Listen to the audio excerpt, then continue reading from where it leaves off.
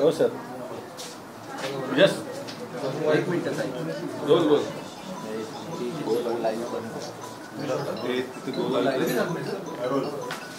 Role roll roll साहेब.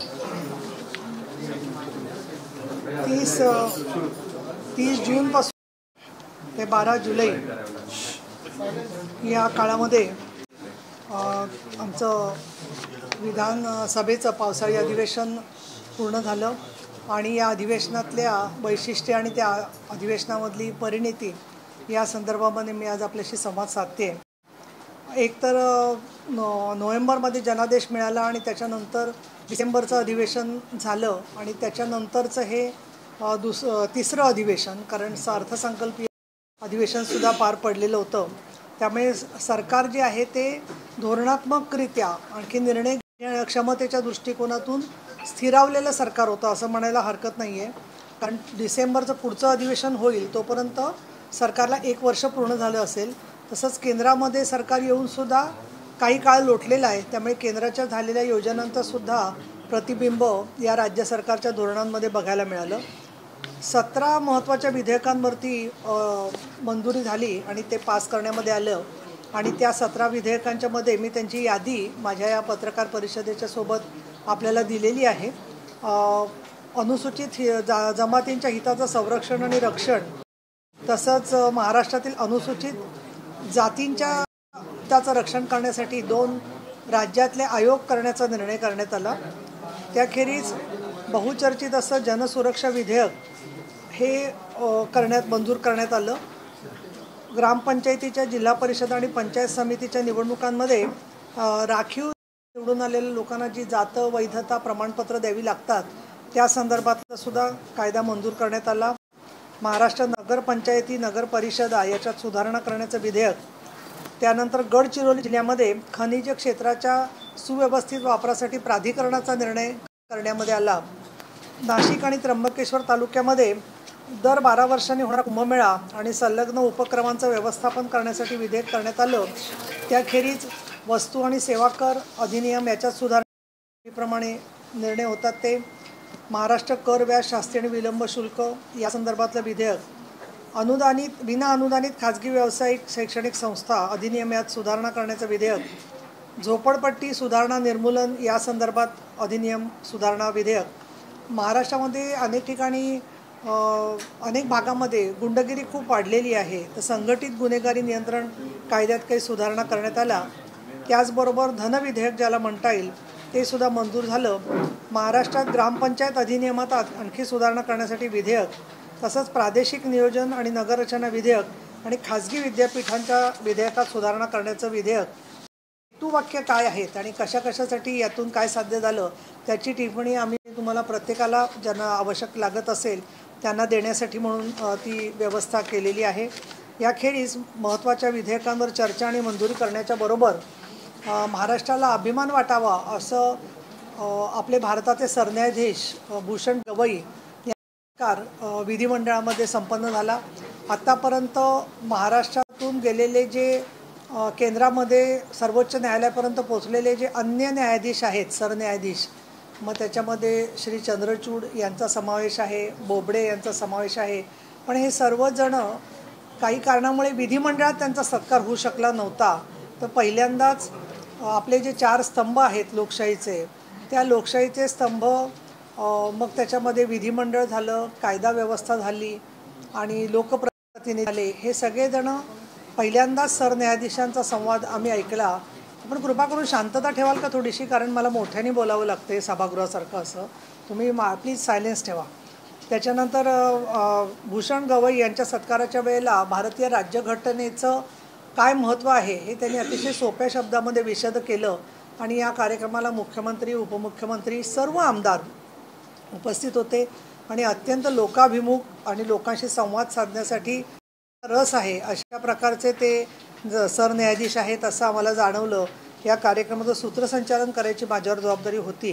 याखेरीज पर्यावरण, न्याय, सामाजिक सुरक्षा अशा अनेक विषयांवरती रोज जवळजवळ सरासरी 7, 7.5, 8 तास कामकाज विधान परिषदा आणि विधानसभेमध्ये झालं. सातत्याने मध्ये कुठली सुट्टी शनिवार रविवारची सोडून नसल्यामुळे बरोबर 15 दिवसचा कार्यकाल याला मिळाला।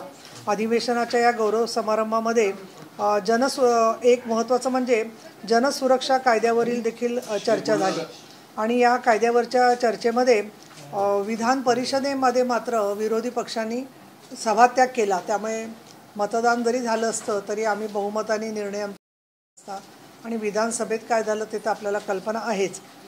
याखेरीज महिला आणि बालकांच्या सुरक्षेवरती संभाजीनगरमधल्या काही मुली तिथल्या बालगृहातून पळून गेल्या। त्या पार्श्वभूमीवर 3 वेळेला सभागृहात चर्चा झाली आणि मी सुद्धा स्वतः या संदर्भात उच्चस्तरीय बैठक घेतली, ज्याला महिला बालविकास आपल्या मंत्री महोदय आदिती तटकरे तसंच महिला बाल विभागाच्या आयुक्त नयना गुंडे हे सगळे उपस्थित होते।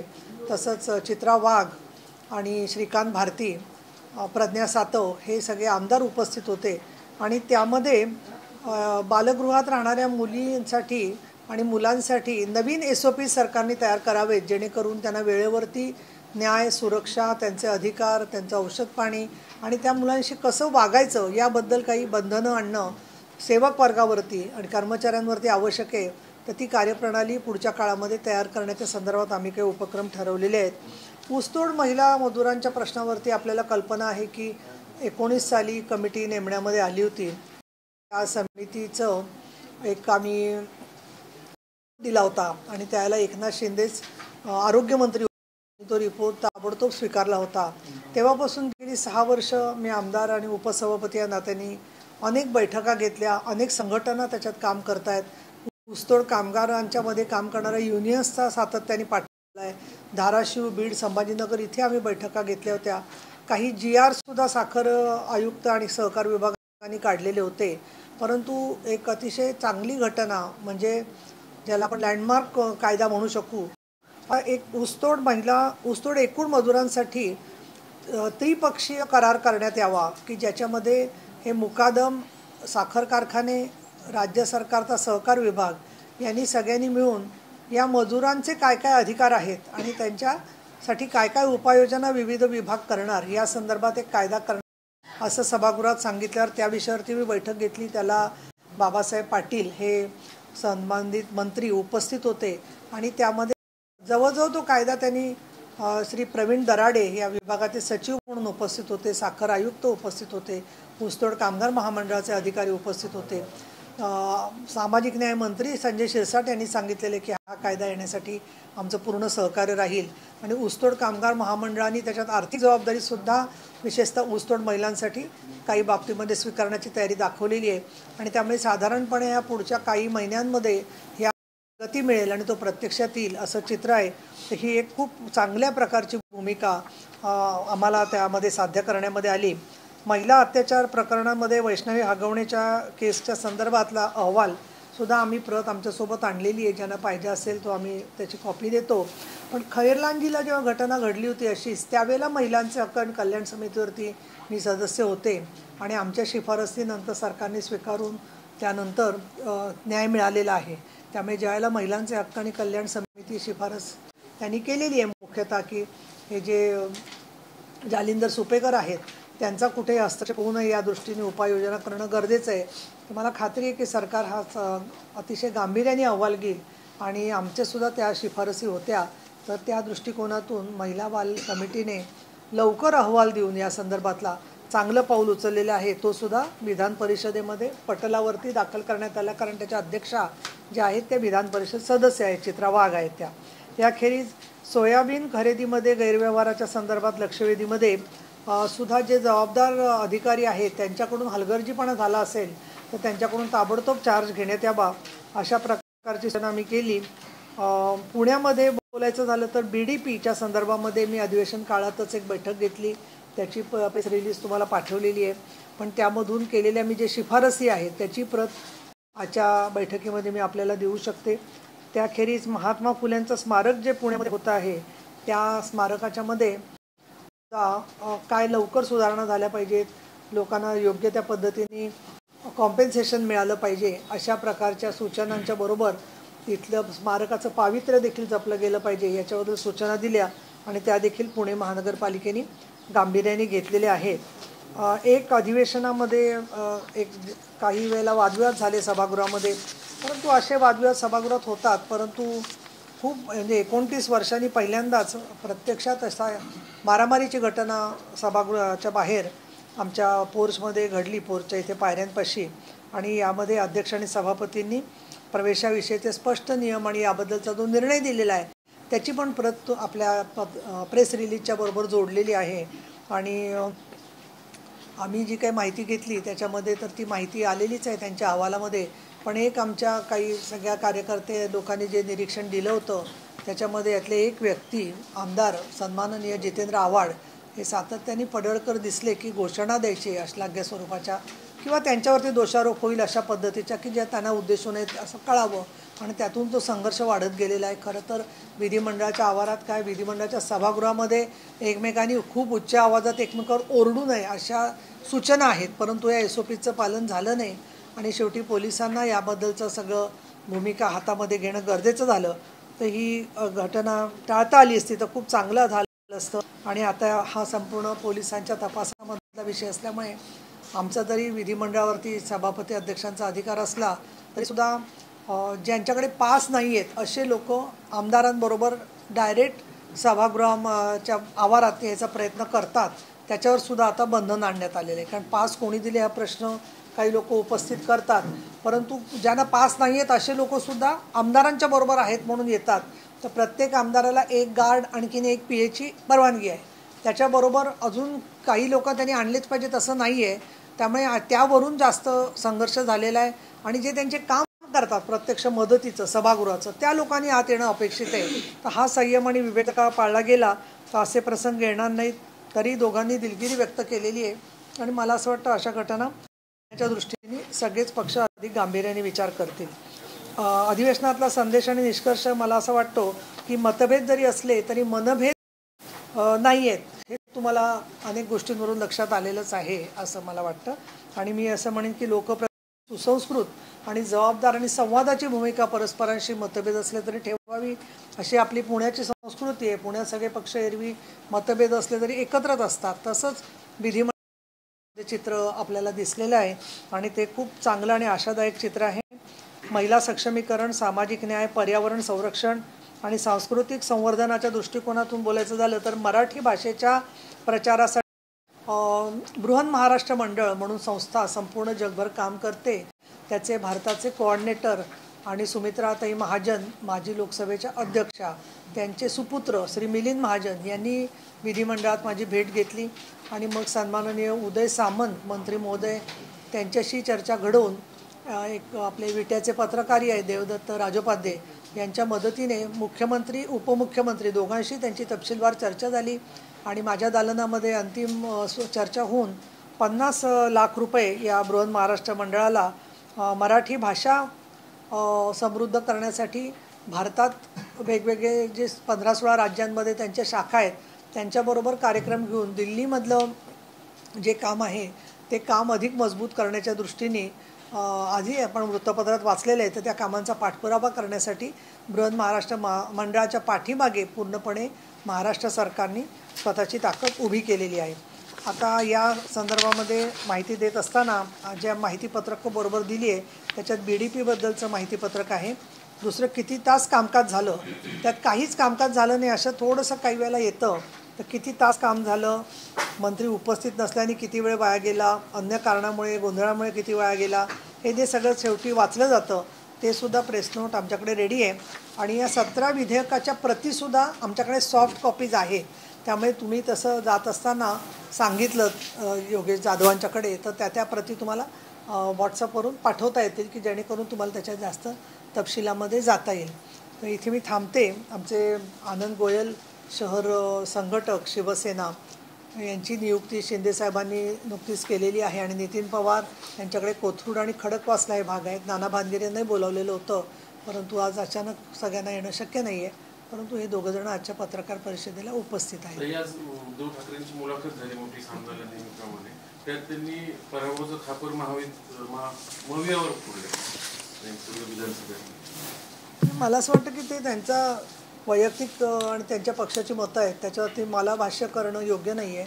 या संदर्भामध्ये आमचे मुख्य नेते शिंदे साहेब काय ते मत मांडतील. दुसरा असा विषय आहे, वडेट्टीवारांनी आज काही गंभीर आरोप केले हनी ट्रॅपवरून. त्यामुळे काल मुख्यमंत्री जरी म्हणत असते हनी नाही ट्रॅपवर नाही, पण हे जे शिंदे सरकार शिंदे महायुतीकडे गेले ते हनी ट्रॅपच्याच प्रकारातनं गेलेले आहेत. त्यावेळेस असं याचंच भीती दाखवली गेली म्हणून शिंदे आपले आमदार घेऊन तिकडे गेले.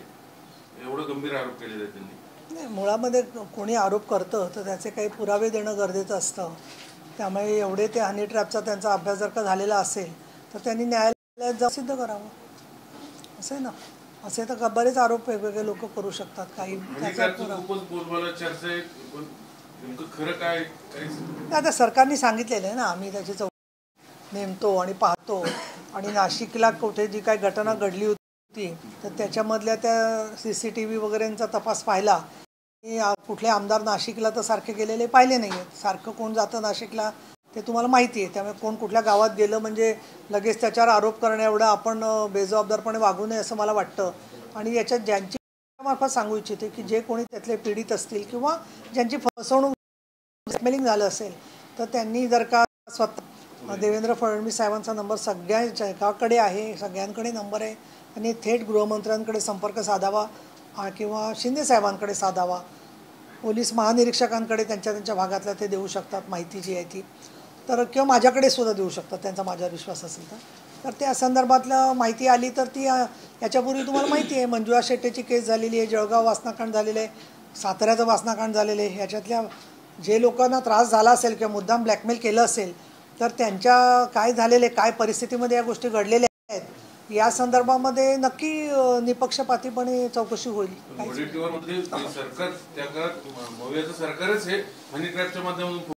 आता काय माहिती आहे का, ते काय म्हणतायत ना याच्यामध्ये हनी ट्रॅपमधले या हनीच्याकडून काही माहिती त्यांना मिळाली का जरा त्यांनी सांगावी आणि मग आपण याच्यावरती बोलू शकतो असं मला वाटतं. दुसरा असा उद्धव ठाकरेंच्या मुलाखतीत आणखी मुद्दे आले. ते म्हणे शिंदेंनी रेड्याचा बळी देऊन सत्ता आणली, जिंकली वगैरे काय. आता त्या पूर्ण मुलाखती वाचा तुम्ही, मी पण वाचते. त्याच्यानंतर अलीकडे तर सामना वाचणं होत नाही, पण तरी अशी मुलाखत मी वाचत असते. आणि त्याच्यानंतर नाही सामना शेवटी बघते 2 मिनिटं असा त्याच्यामध्ये पण बघते, नाही असं नाही. कारण त्याच्यात बातम्या असतात अत्याचाराच्या की अशा तेच नसते असतात, तर त्याच्यामुळे त्या बघते. कारण माझं ते लोकशाहीत कर्तव्य आहे. आणि आता अजून पुढे तपशीलवार तर ते जे काय बोलतील ते सरकार गांभीर्याने घेत आहे. परंतु बाकी त्यांच्या ज्या व्यथा आहेत त्याच्याबद्दल जे मी सभागृहात बोलले ते तुम्ही भाषण ऐकलं असेल की जेव्हा द्वेष, राग, प्रचंड मनामध्ये संशय, कल्लोळ, संताप अनावर होतो त्यावेळेला माणसांनी एकदा जाऊन प्रयागराजला गंगास्नान करून यावं असा माझा सल्ला मी जाहीर सगळ्यांना दिलेला आहे. त्याच्यामुळे मला असं वाटतं की तसं झालं तर बरंचसं त्यांच्या मनातलं जे अंगार आहे सगळा तो हळूहळू त्यांना जाणवेल, लक्षात येईल.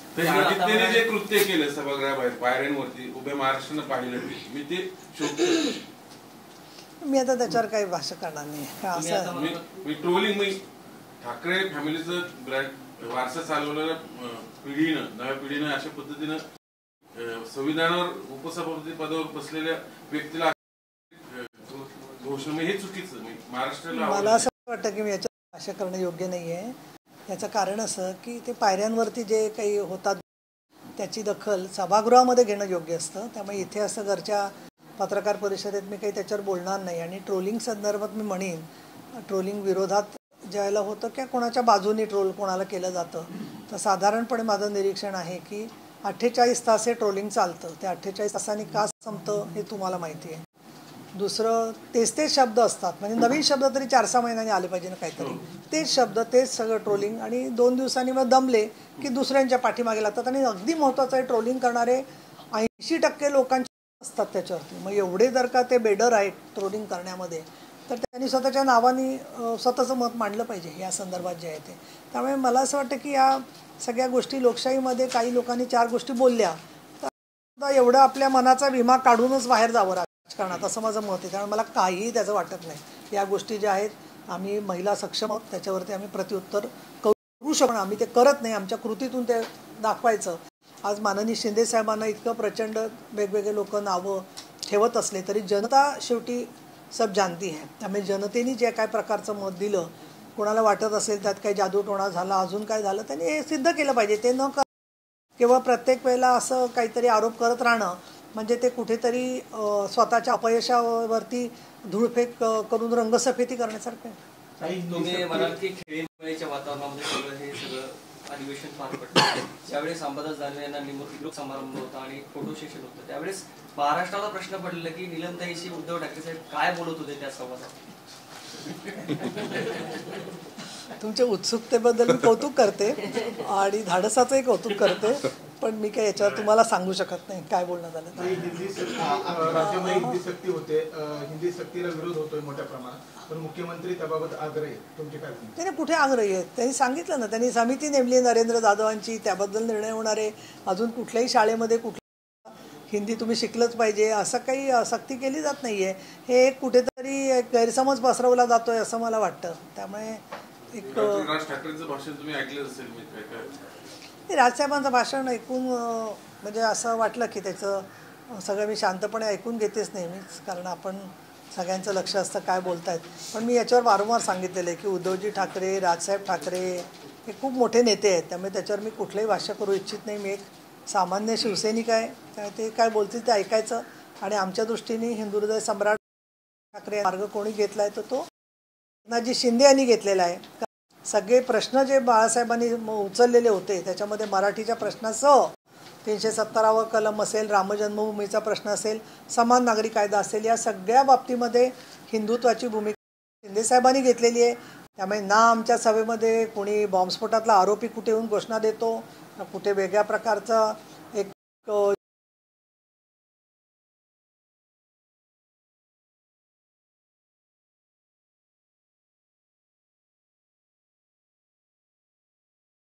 की पडळकरांना पाहिल्यानंतर आव्हाड कायम शैलीबाजी करतात. पडळकर खूप सुसंस्कृत आहेत. नाही, मुद्दा काय माहिती आहे का, कोण सुसंस्कृत आहे का नाही आहे का काय आहे याची फुटपट्टी घेऊन मी काही बसलेली नाही आहे. आम्हाला बऱ्याच वेळा पडळकरांना समज दिलेली आहे. ज्या वेळेला मला एखाद्या माणसाचं चुकीचं वाटतं त्यावेळेला मी बोलते. जितेंद्र आव्हाड आमच्या परिषदेत पण होते, परंतु मी मला काही उपसभापती नव्हते. त्यामुळे उपसभापती आणि सभापती या नात्यांनी जे काही घडलं ते त्यावेळेला घडलं. त्यांना ते काय शिक्षा मी पडळकरांना दिली होती ती आतापर्यंत कुणाला तर मला वाटत नाही इतिहासात मिळालेली आहे विधान परिषदेमध्ये की तुम्ही एक दिवस बोलू नका. पण त्यांनी ती मान्य केली. एक दिवस काही न बोलता ते थांबले, मग दुसऱ्या दिवशी येऊन बोलायला लागले, मग ते परवानगी घेऊन बोलायला लागले. त्यामुळे मला थोडीशी सुधारणा झालेली दिसली त्यांच्यामध्ये जी आहे ती. आता हे मी सांगितलं तुम्हाला, आमचाही सगळा अधिकार आहे, आम्हालाही माहिती मिळत असते. त्याच्यात जी माहिती आम्हाला ऑथेंटिक मिळाली त्याच्यानुसार मी बोलले. तर त्याच्याबद्दल मी काय असं म्हणत नाही की कोणाचा काय दोष नाही आहे का आहे. एक गोष्ट आहे की एक चिथावणी द्यायची, जसं माझ्या संदर्भात तुम्ही प्रश्न विचारला आणि मग आपण रिॲक्ट झालं की ओरडत सुटायचं की असं झालं तसं झालं, ते मला काय बरोबर वाटत नाही. आणि म्हणून मी म्हणेन की अशा गोष्टी जेव्हा घडतात पायऱ्यांवर बाहेर त्याच्यावर दुर्लक्ष जेवढं करू तेवढं चांगलं आहे, असंच माझं म्हणणं आहे. तर आता उद्धव साहेब सातत्याने म्हणताय दोन्ही ठाकरे बंधू एकत्र येतात, ते स्वागतही झाले एक ठिकाणी, पण राज अजून काहीच बोलताना दिसत नाहीत. पण उद्धव स्वतःहूनच म्हणतात की आम्ही एकत्र आलो. तुम्ही दोघांसोबतही काम केलेलं आहे, खरंच येतील एकत्र? आता मी एक तर ज्योतिषाला जाऊन विचारते कोणातरी किंवा कोणीतरी वैद्याला जाऊन विचारते की नक्की ते आता काय बोलणार आहे, त्याचा काय अंदाज आहे का. आपल्याला कसं, मला तर वाटत नाही महाराष्ट्रामध्ये किंवा भारतामध्ये कोणी त्याच्यावरती खात्रीने सांगू शकेल की काय पुढे होणार आहे म्हणून. त्यामुळे हे आगे देखो क्या क्या होता है एवढं म्हणायचं त्याच्यामध्ये. अहो ते सांगतायत म्हटल्यावरती ते काय होईल ते आपल्याला डिसेंबरमध्ये कळेल ना. त्याच्यात माझा प्रश्न, आले समजा आले तर काय फरक पडेल? आता आमच्या शिवसेनेवरती काहीही फरक पडणार नाही, पण ते काय आले तर तो त्यांचा एकत्र आले तर प्रश्न आहे. अधिवेशनातल्या कामासंदर्भातला प्रश्न तुमच्या दृष्टीत, एक तर ती टिप्पणी दिली विधेयकांची ती बरं झालं, रोज एक त्याच्यावर बातमी चांगली तयार होईल, त्याच्याबद्दल धन्यवाद. तुमच्या दृष्टीने कुठलं ड्रीम विधेयक होतं की त्याच्यासाठी तुम्ही अनेक दिवस अधिवेशन आग्रही होतात, कमिट्या झाल्या, बैठका झाल्या की हे व्हायलाच हवा आहे, असा कुठला विषय होता तुमच्या दृष्टीने? त्या 17पैकी असा कुठला जिव्हाळ्याचा? नाही, एक मला सगळ्यात महत्त्वाचं वाटलं तर विधेयक सगळीच महत्त्वाची आहेत, पण त्याच्यात गडचिरोली जिल्ह्यातल्या सगळ्या खनिकर्ममधून जो निधी येतो तो त्या जिल्ह्याला वापरण्याच्या दृष्टिकोनातून जे प्राधिकरण केलं तो एक अतिशय चांगला निर्णय असा. कारण गडचिरोलीतल्या आदिवासींचं आणि बऱ्याचशा आदिवासींची तिथल्या लोकांची व्यथा असते की तो निधी सगळा बाहेर जातो. त्यामुळे त्याचं प्राधिकरण जे त्यांनी केलेलं आहे मुख्यमंत्र्यांच्या अध्यक्षतेखाली हे चांगलं काम केलेलं आहे असं मला खात्रीने वाटतं. आणि स्वप्न अनेक असतात माणसाला, एकच स्वप्न असतं असं नाही आहे. पण हे ऊसतोड कामगार महिला आणखीन ऊसतोड कामगारांसाठीचं विधेयक पुढे सरकतं आहे, हे खरोखरच फार मोठी अपेक्षा त्यातून पूर्ण होईल. मी ते न्यूयॉर्क टाइम्सचे एक प्रतिनिधी मला मधून प्रश्न विचारतात, त्यांना पण मी कळवलं जेव्हा की असं होतं आहे, तेव्हा त्यांनीसुद्धा हीच प्रतिक्रिया दिली की खूप चांगली आणि मोठी गोष्ट आहे. अशा पद्धतीने कायदा झाला तर त्याची अंमलबजावणी करून घेणं हे माझं स्वप्न आहे आणि ते पूर्ण करण्यासाठी मी पुढच्या काळात प्रयत्न करणार आहे. तुकडाबंदी कायद्याच्या संदर्भात लोकांना खूप उत्सुकता आहे. कशा प्रकारचं तुमची अंमलबजावणी किंवा काय? एक तर महसूल विभागाने त्याबद्दल स्पष्ट भूमिका घेतलेली आहे. तुकड्याबंदी कायद्यामुळे काही वेळेला घराघरामध्ये बऱ्याच वेळेला असं होतं की एखादा भाऊ शहरामध्ये असतो, एखादा भाऊ खेड्यात असतो, तो काम करत असतो, त्यांना विक्री करायची झाली तर त्याच्यावरती बंधनं होती. तर याबद्दलचा आता कायदेशीररित्या काय परिणाम होईल थोडा अभ्यास करायला लागेल, कारण आत्ताच त्याच्यावरती काही कायद्यांचं काय होतं की त्याचा परिणाम काय होणार आहे हे आपल्याला अपेक्षित असतो, त्याच्यापेक्षाही काही लोक अनपेक्षित गोष्टी करणारे असतात. त्यामुळे त्याच्यावर आत्ता भाष्य करण्यापेक्षा मला असं वाटतं त्याचे रूल्स येऊन ते प्रत्यक्षात लागू झाल्यावर भाष्य करणं योग्य राहील. परंतु आकारी पडचा विषय किंवा हा विषय किंवा सातबाऱ्याच्या संदर्भातले विषय महसूल विभाग खूप चांगल्या प्रकारे हाताळतोय असं मला नक्की वाटतं.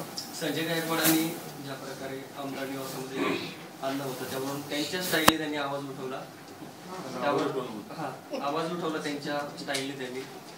बरं, त्यांचं चुकलंय किंवा त्यांनी केलं ते बरोबर केलंय, काय तुमचं निरीक्षण आहे? माझं निरीक्षणामध्ये आमचे नेते एकनाथजी शिंदे यांनी यावरती भूमिका स्पष्ट केलेली आहे, बोललेले आहेत. शेवटी प्रत्येक आमदार त्यांना पक्षाचे अध्यक्ष म्हणून उत्तरदायित्व आहे आणि म्हणून त्यांचं मत आहे तेच आमच्या पक्षाचं मत आहे, शिंदे साहेबांनी जे स्पष्ट केले. त्यामुळे आपल्या पक्षाच्या अध्यक्षांनी सांगितल्यावर प्रत्येक माणसाने तेच बोलत राहिलं पाहिजे असं काही नाही आहे, ते स्पष्ट केलेलं आहे.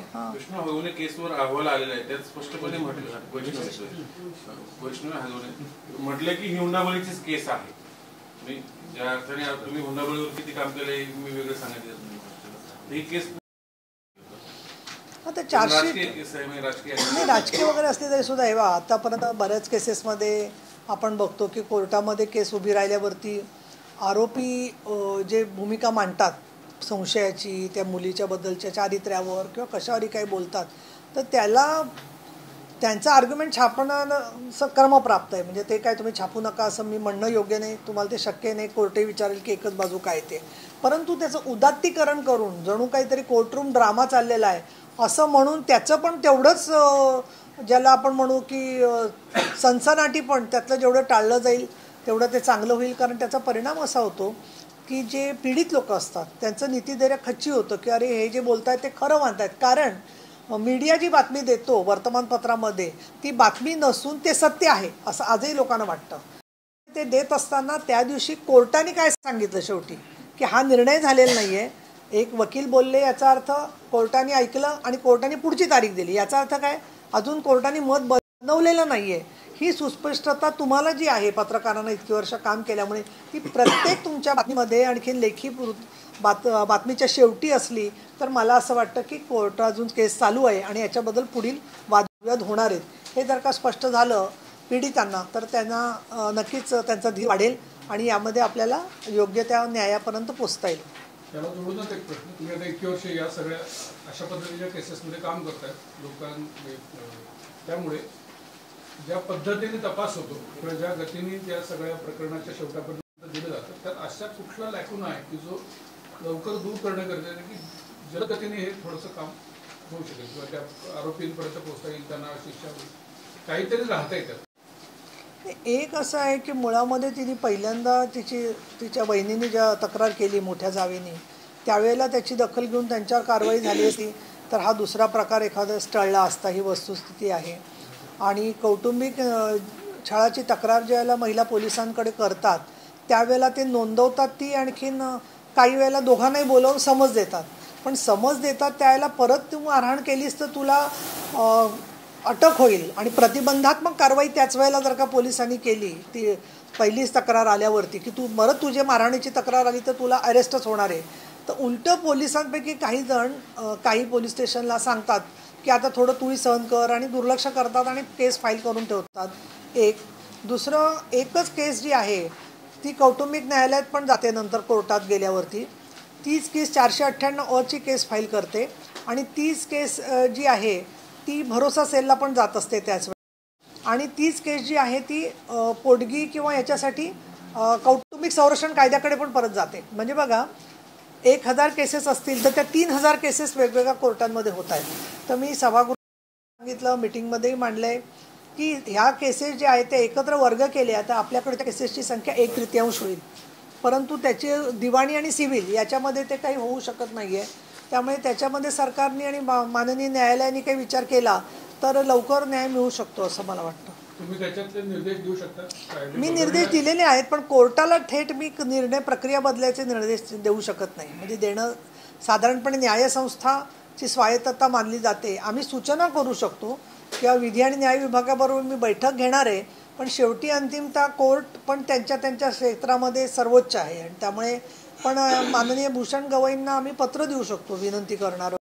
शेवटी न्याय प्रक्रिया सुधारणा करण्यासाठी दिवाणी आणि गुन्हेगारी सगळे कायदे असे एकत्रीकरण करून चालवण्यासाठी कोर्टाची रचना बदलायला लागेल, वकिलांचं करायला लागेल, तर एखाद्याच नवीन कायदाही करायला लागेल.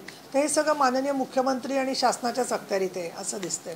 अनिल परबांनी गृहराज्यमंत्र्यांच्या कुटुंबाचं नाव डान्सबार आहे असा एक आरोप केलेला आहे. या संदर्भामध्ये माझ्याकडे काही माहिती नाही आहे. त्यांनी आरोप केला आहे खरं आहे, परंतु त्या संदर्भात आज रामदास कदमांनी काहीतरी लाईव्ह ते बोलले, पण मी त्याच्यावरती ते ऐकलेलं नाही आहे ते जे आहे ते.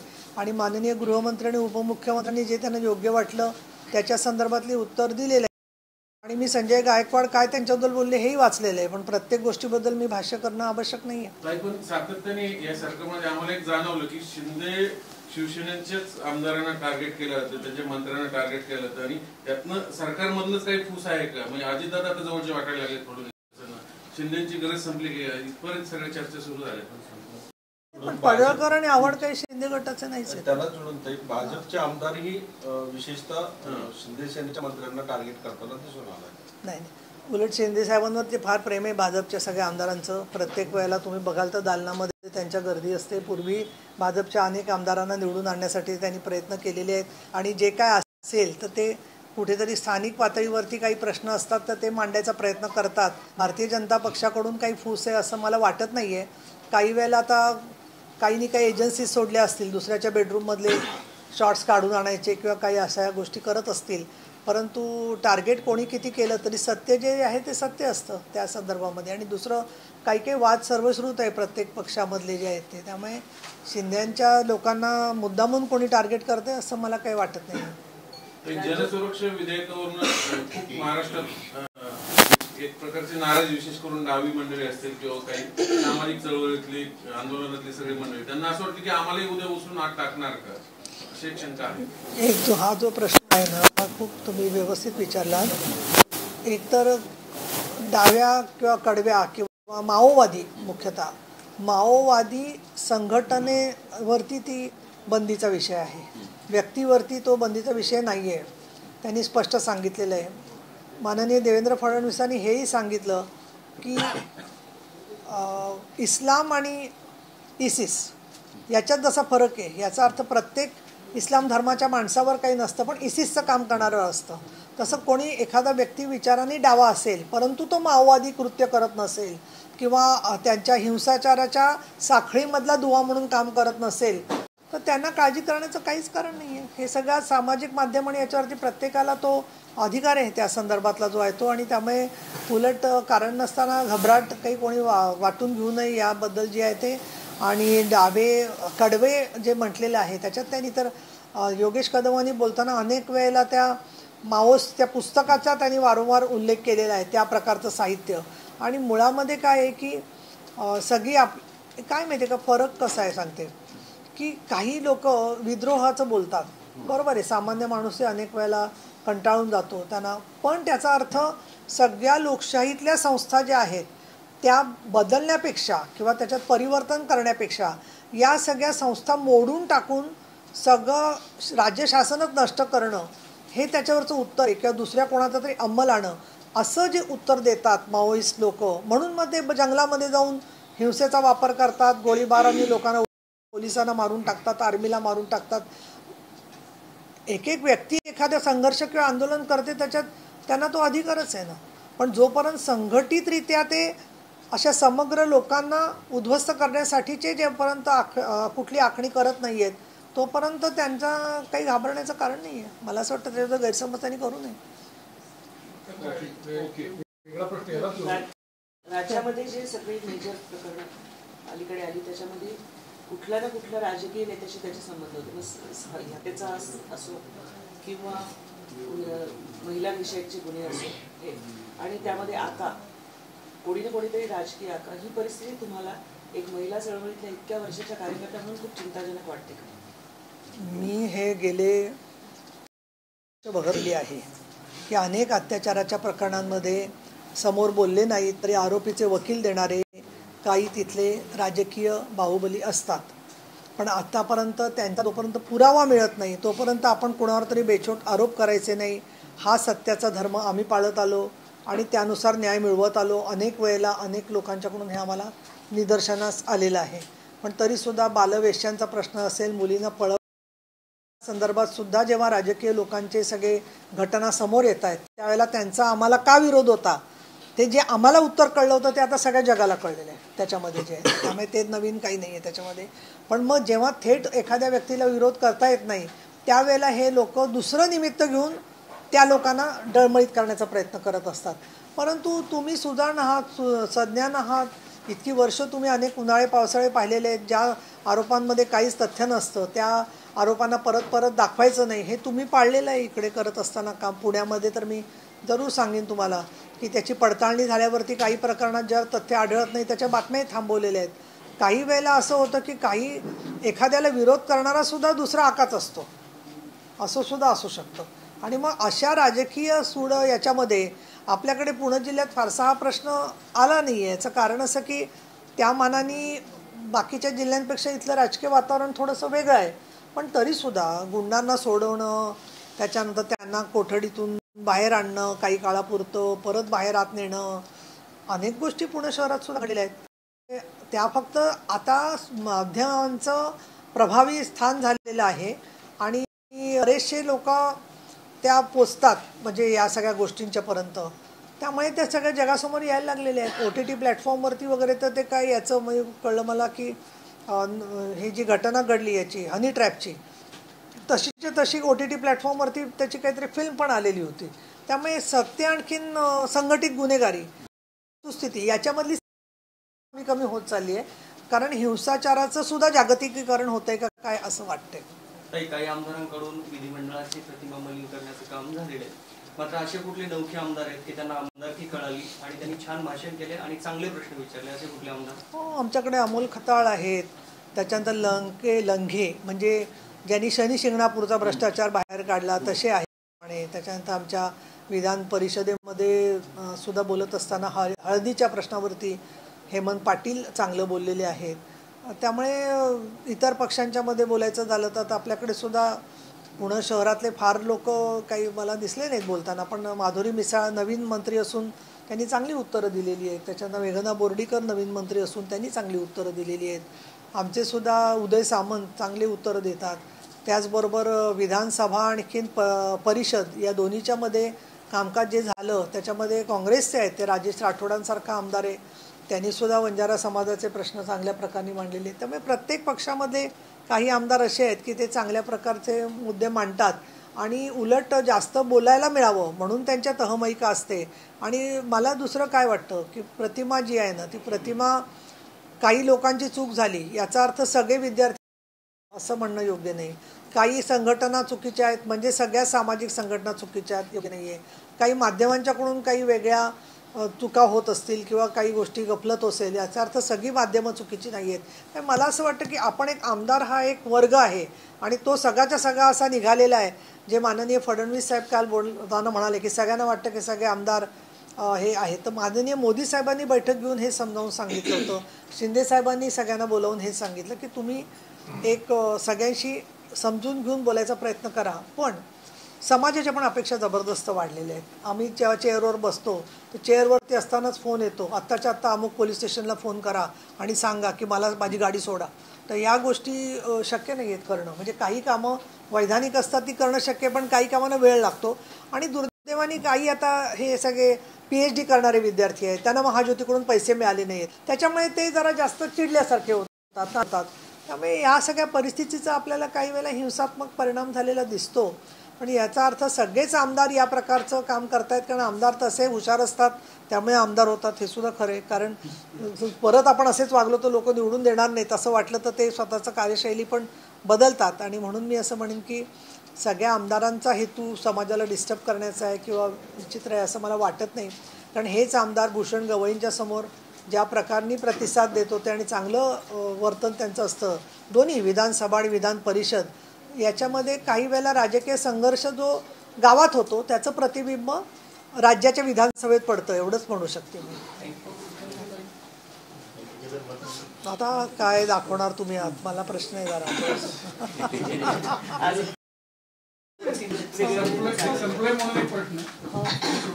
पण तुम्ही जे एक क्षण बरं, तुम्ही जे शॉर्ट्स काढून कोण कोण करतं ना, मी तर काही करत नाही, माझी काय अशी एजन्सी नाही आहे की शॉर्ट्स त्याचे करणार, पण ते शॉर्ट्स प्रचंड जातात. तो आमचा तर तो पोर्चमधला फोटो जो आहे तो त्या दिवशी सकाळी 11 लाख व्ह्यूज होते आणि मग नंतर कोणीतरी म्हणालं ते अजून पुढे गेलेले आहेत. त्यामुळे तुमच्या प्रेमाबद्दल आभारी आहे मी. मायक्रो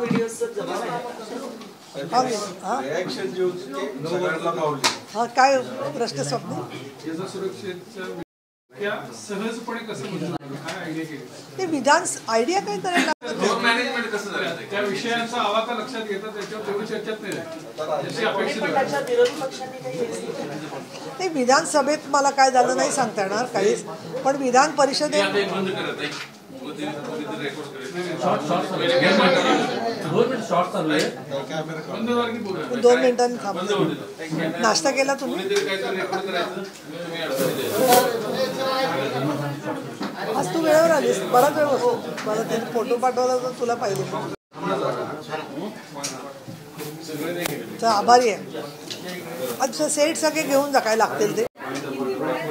तुमच्याकडे ज्यांच्याकडे थोड्या बातम्या जाणार काही जाणार नाही तिकडे विधेयक.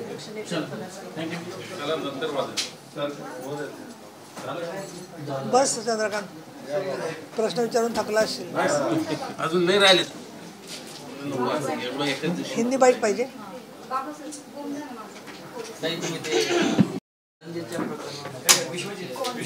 विश्वजितच्या प्रकरणात मी नैना गुंडेंशी